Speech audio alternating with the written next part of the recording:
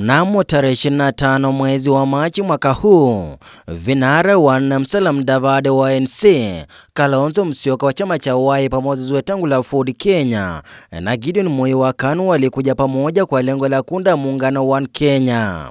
Vinara hao walikuwa na ari ya kuunda serikali katika uchaguzi mkuu wa mwaka 2022, lakini makali ya huenda yakakatizika baada ya Gideon Moi kujiondoa. Seneta wa kaunti ya Makueni Mutula Kalonzo na mwenyekiti wa chama cha ANC Kelvin Lunani wanadhibitisha kuwepo na tofauti kwenye muungano. Nafikiri Oka was a little bit preempted before proper procedures were put together, but ukweli ya maneno ni kwamba watu wanaongea na inapofika wakati mwafaka watu wataelezwa njia ni ipi, lakini Mheshimiwa Musalia Mudavadi yuko. The One Kenya Alliance is a loose coalition.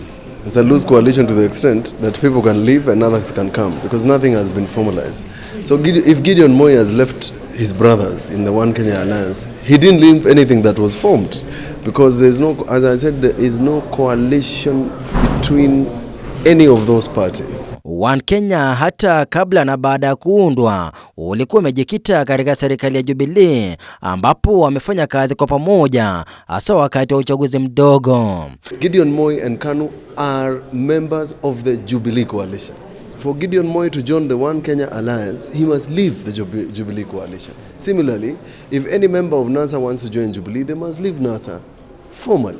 Haijabainika iwapo Gideon Moi amehamia upande wa kinara wa chama cha ODM Raila Odinga. Hata hivyo, duru za kuaminika ni kuwa hatua hiyo ilitokana na maridhiano kati ya Rais Uhuru Kenyatta na Raila Odinga.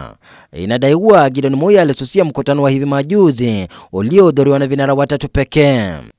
If BBI cannot be ready by the next general elections, the general elections must continue.